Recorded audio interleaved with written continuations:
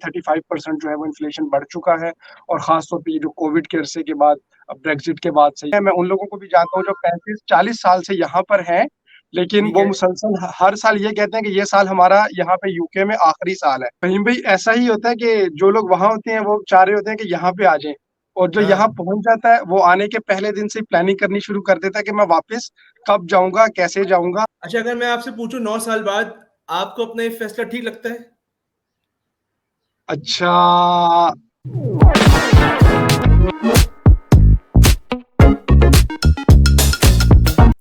अस्सलाम वालेकुम।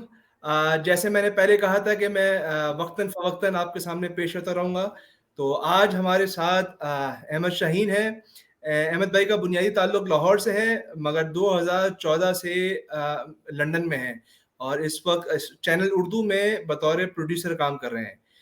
अच्छा, जिस तरीके के पाकिस्तान के हालात हो चुके हैं इस वक़्त, पासपोर्ट ऑफ़िस चले जाएँ, चाहे आप किसी भी इमिग्रेशन ऑफ़िस चले जाएँ, वहाँ एक सिलसिला है, जिसे कहते हैं ना, लोग पाकिस्तान से निकलने के लिए उतावले हो रहे हैं बहुत।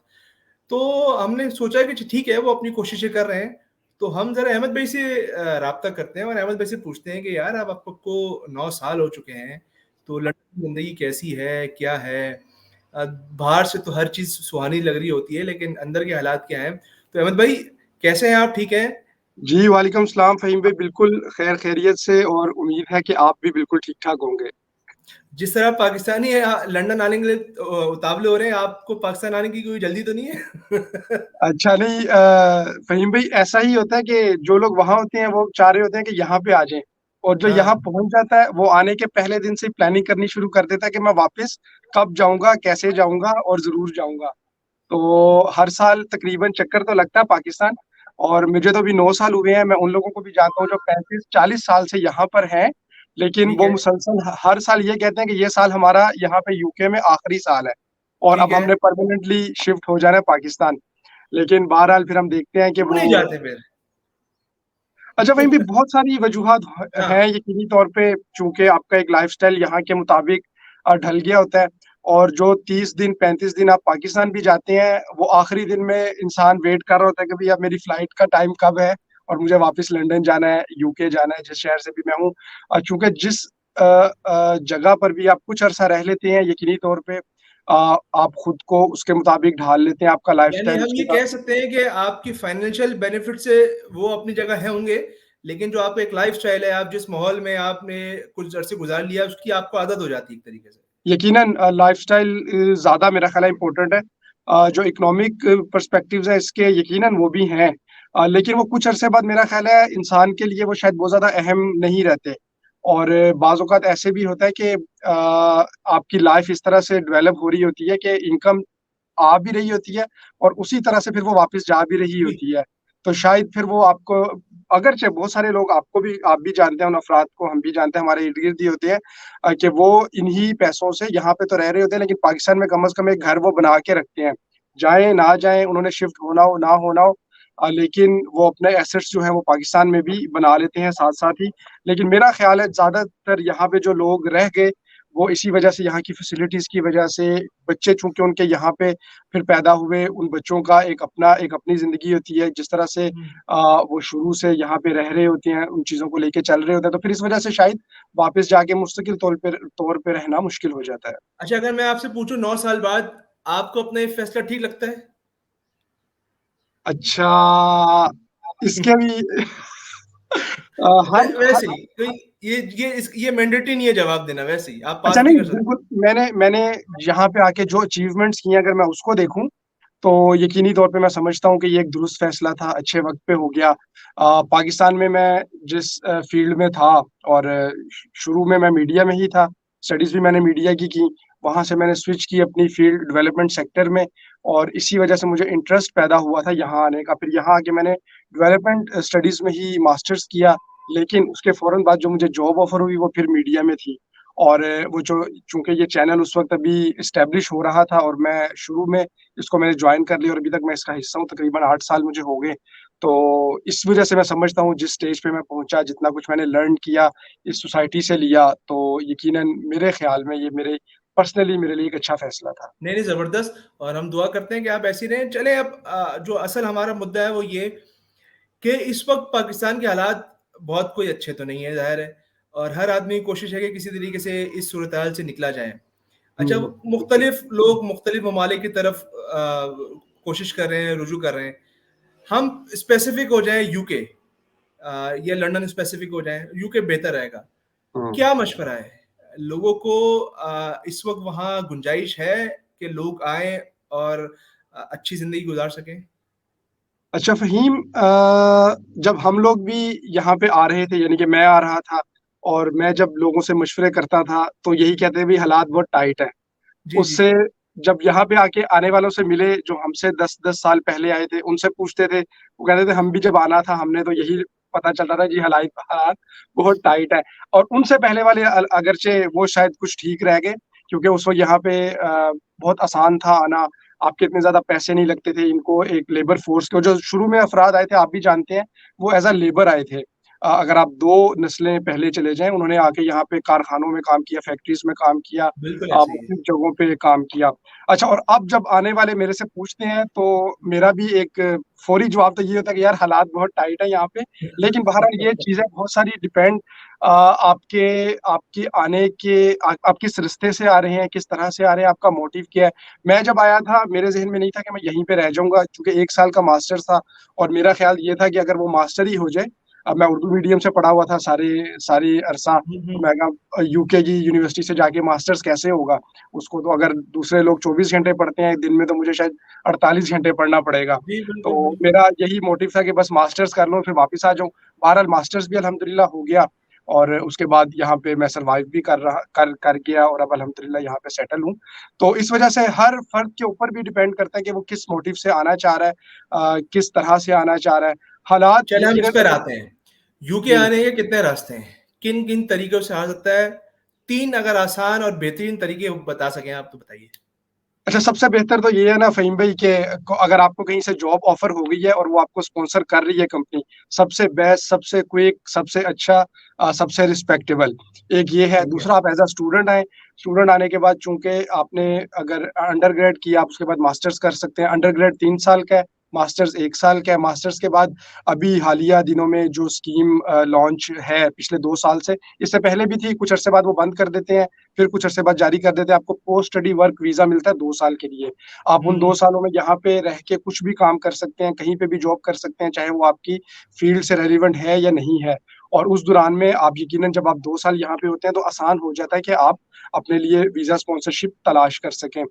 ये रास्ता है और इस तरह से तीसरा रास्ता आपको मैं चौथा भी बता दूँगा, तीसरा रास्ता जिस तरह से आपको पता है वो बहुत खतरनाक है, किसी को रिकमेंड नहीं करना चाहिए, वो है भी अच्छा नहीं, जो लोग गैर कानूनी तरीके से यहाँ पे ओह! आ नहीं, जाते हैं। सही कह रहे हैं, चौथा ठीक रास्ता है। ये है कि आप अपनी कोई फूफो की बेटी ढूँढें और उससे यहाँ पे शादी करें। चलें अब हर किसी के पास फूफो की बेटी नहीं निकल सकती। लेकिन अच्छा, अब एक तो ये हो गया कि आपने हमें रास्ते बता दिए। हुँ। एक एक स्टूडेंट आता है यूके और वो ग्रेजुएशन के लिए आ रहा है, मास्टर्स के लिए आ रहा है। इस वक़्त वहाँ रोज़गार के कितने मौके हैं?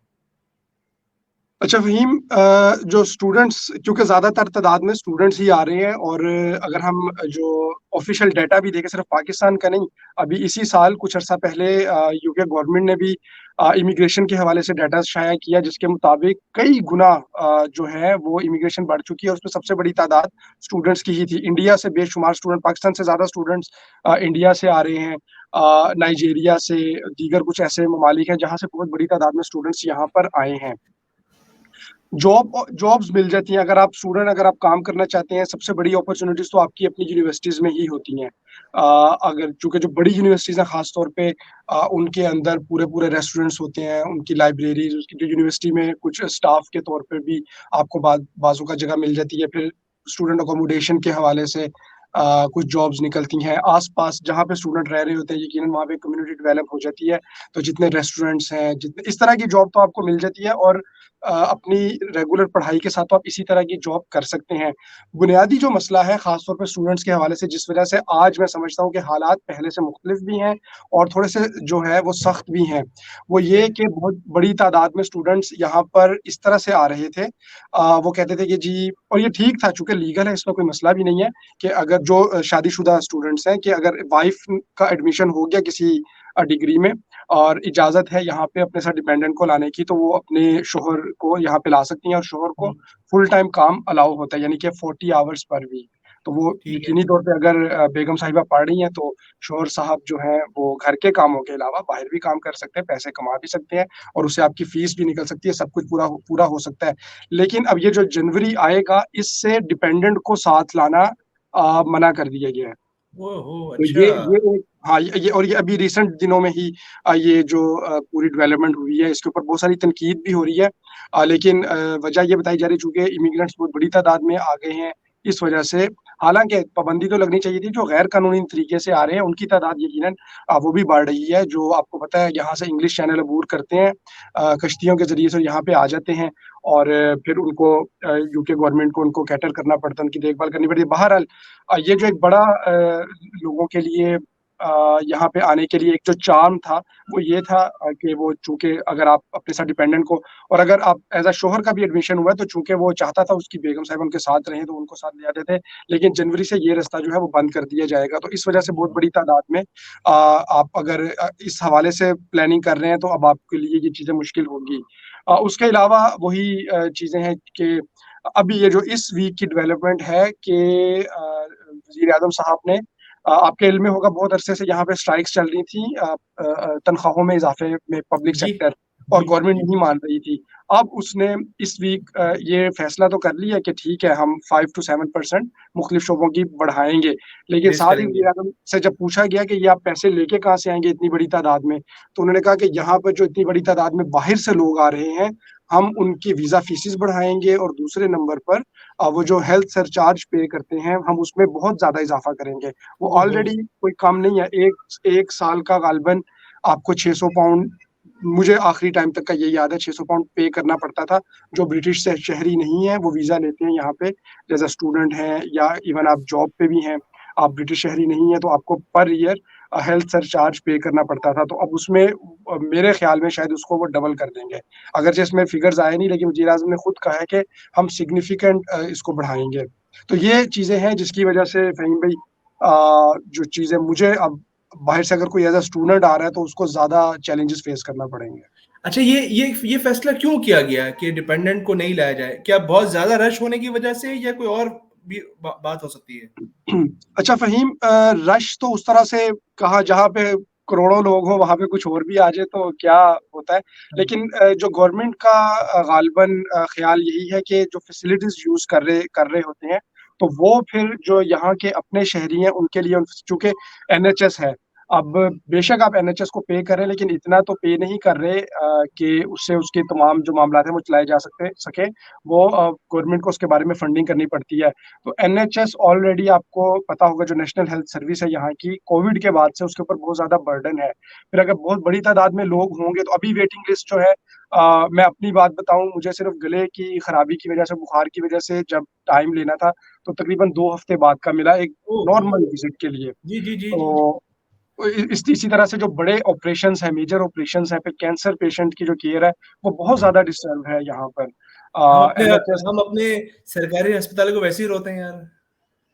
अच्छा सरकारी हाँ, यहाँ पर भी भाई आपके इल्म में होगा बल्कि कि बहुत बड़ी तादाद में जो पाकिस्तानी हैं, वो प्रेफ़र ये करते हैं कि यार हम टिकट लेके पाकिस्तान चले जाएँ, वहाँ से इलाज करवाएँ। मैं यहाँ पे खुद ऐसे लोगों को जानता हूँ क्योंकि दाँतों के दूसरे इलाज जी। भी और जो डेंटल उसके लिए तो आपको पैसे पे करने पड़ते हैं, यहाँ पर भी वो बहुत ज़्यादा है। तो लोग हाँ, प्रेफ़र ये करते हैं कि वो मोरक्को चले जाएँ या टर्की चले जाएँ, जो यहाँ के ओके। अपने सिटीज़न भी हैं और आप हेल्थ टूरिज़्म के नाम से इन मुल्कों ने बहुत ज़्यादा अपने आप को फ्लोरिश भी हाँ, किया है। हाँ, आपको हाँ। पूरा-पूरा पैकेज देते हैं, आपने जो-जो ट्रीटमेंट करवाना है, साथ वो ट्रीटमेंट करवाएँ, साथ आप वहाँ पे सैरो-तफ़रीह करें, आपको 3 स्टार, 4 स्टार में वो ठहराते भी हैं। तो इस तरह से जो हेल्थ सर्विसेज़ हैं, वो बहुत ज़्यादा मुतासिर है, अगरचे बहुत जाँफशानी के साथ डॉक्टर्स काम कर रहे हैं, जो जितना मेडिकल का अमला है वो काम कर रहा है, लेकिन फिर भी चूँकि उनके ऊपर बर्डन इतना है, तो ये जो फैसिलिटीज़ की वजह से मेरा ख़्याल है गवर्नमेंट चाह रही है कि आप जो लोगों के आने की तादाद और फिर वही बात कि चूँकि आप एज़ अ डिपेंडेंट साथ आ रहे होते हैं और ये तो मैंने शुरू में बात की थी ना कि अगर आपकी बेगम का दाखिला हो गया, आपकी वाइफ़ का और आप काम कर रहे हैं, लेकिन बहुत सारे तो वाइफ़्स भी यहाँ पे आती हैं और अमूमन पाकिस्तान से इंडिया से शायद मुझे इल्म में नहीं, उनका कल्चर थोड़ा-सा दूसरा है। पाकिस्तान से जो लोग आ रहे होते हैं या कुछ और जगहों से, वो जो फीमेल हैं वो काम करना पसंद नहीं करती, या उनके हुँ। जो खावंद हज़रात हैं वो नहीं चाहते कि, क्योंकि जॉब्स भी आपको पता है इसी तरह की होती है, रेस्टोरेंट्स की जॉब होंगी, जी, जी, कुछ जी।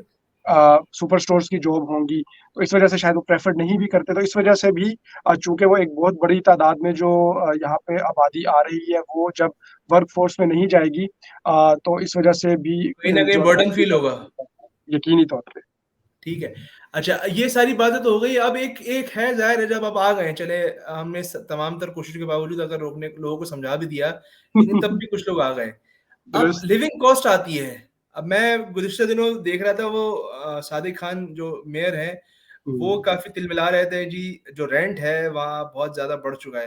तो लिविंग कॉस्ट क्या है? मतलब अच्छा बियरेबल फ़हीम है, भाई। मुश्किल है, हाँ, लंदन और आउटसाइड लंदन दोनों? अच्छा, एक तो पहले तो बहुत बड़ा डिफ़रेंस लंदन और आउटसाइड लंदन में है। लंदन में जो 2 बेड फ्लैट नॉर्मल सी जगह पे आपको तकरीबन 1300-1400 पाउंड पर मंथ का मिलता है। ठीक और है। अगर वही फ्लैट आप किसी और जगह पे लेना चाहें, बर्मिंघम में लेना चाहें, ब्रेडफ़ोर्ड वगैरह में, इससे भी सस्ता, यानी कि वो आपको 600-700-800 तक का तकरीबन आधा। मुनासिब, हाँ, तकरीबन आधा है, कई कई ठीक है। जगहों पे इससे भी ज़्यादा कम है। तो एक तो ये लंदन और आउटसाइड ऑफ लंदन का एक बहुत बड़ा आपस में डिफ़रेंस है। चूँकि लंदन में अपॉर्च्युनिटीज़ ज़्यादा हैं, शायद इस वज़ह से यहाँ पर जो प्राइसेज़ हैं, वो भी हर चीज़ की बढ़ी हैं। लेकिन बहरहाल जो भी फ़र्द यहाँ पे रह रहा है और वो रेंट पे रह रहा है, इवन मॉर्गेज भी पे कर रहा है, तो उसको अपनी जो तनख़्वाह का 50% प्लस वो आपको रेंट में देना ही देना है। मैं शुरू से यहाँ पे रह रहा हूँ, सिर्फ़ वो कुछ अरसा एक मुनासिब मैं रह सका हूँ, जब हम कुछ लड़के मिल के रहते थे। जब आपको ठीक पता है। है ना, छड़ा छड़ा लाइफ़ होती है, जी, जी, तो जी, जी, उसमें जी। आप एक कमरे में 2-2 3-3 लोग भी रह सकते हैं। इवन एक कमरे में एक फर्द भी रहे, तो वो हाँ, 300-400 पाउंड में आप उसको कर सकते हैं। लेकिन अब आपको, अगर आप फैमिली है छोटी-सी, या आप इस एक कपल भी हैं, आपको स्टूडियो फ्लैट में रहना है, तो 1000 1100 पाउंड से कम आप वो नहीं, आपको कहीं पे भी नहीं मिलेगा यूके में, यहाँ पे लंदन में, सॉरी। और अब चूँकि इन्फ्लेशन है, सिर्फ़ आपको अपना रेंट पे नहीं करना, आपको ग्रोसरी करनी है। ज़ाहिर है। 35% तकरीबन जो प्राइसेज़ हैं खाने-पीने की, और जिसमें डेली ज़रूरियात ज़िंदगी हैं, आपका तेल है, आपके अंडे, ब्रेड, ये सारी चीज़ें, तो मुख़्तलिफ़ चीज़ों की इससे ज़्यादा भी बढ़ी हैं, लेकिन 35% जो है वो इन्फ्लेशन बढ़ चुका है। और ख़ास तौर पे ये जो कोविड के अरसे के बाद, ब्रेक्ज़िट के बाद से, जो पिछले 2 साल का अरसा है, तो इसमें हर चीज़ जो है वो उसकी प्राइसेज़ बढ़ चुकी हैं। इस वजह से भी जो, और तनख़्वाहें, मैंने बताया कि हर जो शोबा ज़िंदगी है, वो तनख़्वाहों के लिए लड़ रहा है, कोशिश कर रहा है। अभी गवर्नमेंट ने सिर्फ़ 5 टू 7% ऐलान किया है, लेकिन इसके बावजूद जो डॉक्टर्स हैं, अभी जूनियर डॉक्टर्स हड़ताल पे हैं, उन्होंने 8 दिन हुँ, की हड़ताल का ऐलान किया हुआ है। सही है। इसके साथ पहली दफ़ा हमने देखा कि जो सिक्योरिटी के इदारे होते हैं, उसमें भी हड़ताल की बातें सामने आई हैं, ख़ास तौर पे जो एयरपोर्ट की सिक्योरिटी होती है, उस हवाले से। एम्बुलेंस जो ड्राइवर्स थे, एम्बुलेंस स्टाफ था, उन्होंने हड़तालें की जी, यहाँ पे अपनी वेजेज़ बढ़ाने के लिए। और इसी तरह से मेडिकल के लोगों ने, इसी तरह से टीचर्स अभी भी इस वीक, जो लास्ट वीकेंड था, बहुत बड़ा मुज़ाहिरा यहाँ पे किया, जो टीचिंग स्टाफ है उन्होंने। तो ये हालात हैं फ़हीम भाई। फिर भी अगर कोई चाहता मुझे है आना, तो वेलकम। मुझे आपकी बातों से अब कतई नहीं लग रहा कि वो लंदन में है। जितने आपने हड़तालें और जितने आपने मुज़ाहरे गिनवा दिए हुँ, हैं, मुझे तो लग रहा है आप आ चुके हैं वापस। क्योंकि यहाँ भी कोई हालात बहुत मुख्तलिफ तो नहीं है। रोज़ाना की हुँ, बुनियाद पे कभी असातिज़ा के लड़ रहे हैं, कभी कुछ कर रहे हैं, हुँ। तो हालात तो एक जैसे ही लग रहे हैं। बिल्कुल, मेरा ख़्याल है। और देखिए ना, अब जो वज़ीर-ए-आज़म हैं, अब वो भी हमें बिल्कुल अपने जैसे ही लगते हैं। अगर तो लैंग्वेज डिफरेंट है, और अगर आप बात करें जो स्कॉटलैंड की, वहाँ पे जो हाँ, हमज़ा यूसुफ है, तो वो देखिए यस, ना, पूरी क़यादत जो है वो तो हम कह सकते हैं कि बरे-सग़ीर से ही इस बिल्कुल वक़्त आ ऐसे ही गई है। है। तो तो हालात भी अच्छा, यकीनी तौर अभी पे आपने लिविंग कॉस्ट पे ऑन एन एवरेज बता दिया कि आपके 14-1500 रुपए किराए पे चले जाते हुँ। हैं, इतने की वो आपकी जो है ना ग्रोसरी आ जाती है। एवरेज इनकम क्या है वहाँ पे? अच्छा फ़हीम, जो एवरेज इनकम है, यकीनन वो भी वेरी करती है, आपके तजर्बे के ऊपर भी, आपकी फ़ील्ड के ऊपर भी। लेकिन मुख्तलिफ़ जगहों पे अगर आप देखा जाए, एक तो गवर्नमेंट ने तय किया था ना कि मिनिमम वेज आपको मिलना ही मिलना है। जी, लंदन का शायद वो 10 पाउंड समथिंग है, लंदन से बाहर का इससे कुछ कम है, जो पर आवर का। ठीक और है। उसमें वो अगर आप उसको कैलकुलेट कर लें कि अगर 10 पाउंड एक बंदा मिनिमम वेज कमा रहा है, और 40 घंटे उसको अलाउ हैं वीक के। तो ये ठीक मिनिमम है, वेज है, लेकिन यकीनी तौर पे जो एवरेज है वो इससे ज़्यादा ही है। ठीक है। लेकिन एक इसमें बात मैं आपको इम्पोर्टेंट बताऊँ, यहाँ की जो इकोनॉमी को डिज़ाइन किया गया ना, या जिस तरह से ये डिज़ाइन हो गई है, वो है कि आपके जो हाउस होल्ड इनकम हर जगह पे काउंट होती है, यानी कि मियाँ और बीवी दोनों की इनकम मिला के ओके, आपकी हाउस होल्ड इनकम है। और चूँकि ओके। अमूमन मिज़ाज भी यही है, ट्रेंड भी यही जी, है कि आप दोनों ने काम करना है। तो अगर वो दोनों एवरेज मैं अगर बताऊँ 24-2500 पाउंड आफ्टर टैक्स भी, टैक्स हाँ, हाँ। आपका 20% इनकम टैक्स कटना होता है, उसके ऊपर 11% गालिबन नेशनल इंश्योरेंस, यानी कि जो आपकी इनकम आएगी 30% तो सरकार ले लेगी ओहो! आपसे। उसके बाद अगर आप 2400-2500 पाउंड एक फर्द जो बच है रहे वो हैं आपके बचाने में पास। कामयाब हो जाता है। हाँ, तो अब देखें जो फर्द तो अकेला है ना, यानी कि अगर उसकी बेगम है उसके साथ, वो काम नहीं कर रही, तो उसके लिए तो बहुत मुश्किल है। लेकिन हाँ, अगर हाँ, आप हाँ। दोनों मिलके काम कर रहे हैं और एवरेज सैलरी कमा रहे हैं, तो फिर आप यकीनी तौर पे जो यहाँ का एक स्टैंडर्ड लाइफ़स्टाइल है उसको मेंटेन कर सकते हैं, उसको एन्जॉय कर सकते हैं। बहुत शुक्रिया अहमद, आपसे इंशाल्लाह राब्ता रहेगा। अगले नशिस्त में आपसे मैं वहाँ का जो हुकूमती ढाँचा है, उसको हुँ, समझने की कोशिश करूँगा। कहीं ऐसा तो नहीं कि वो भी हमारी तरह ही कहीं मिलता-जुलता है, जिस तरह के हालात हैं। तो इंशाल्लाह आपसे आपको फिर हम तंग करेंगे और आपका वक़्त देने का यार बहुत शुक्रिया। Thank you so much Ahmad. बहुत शुक्रिया फ़हीम भाई, थैंक यू वेरी मच और बेस्ट ऑफ लक।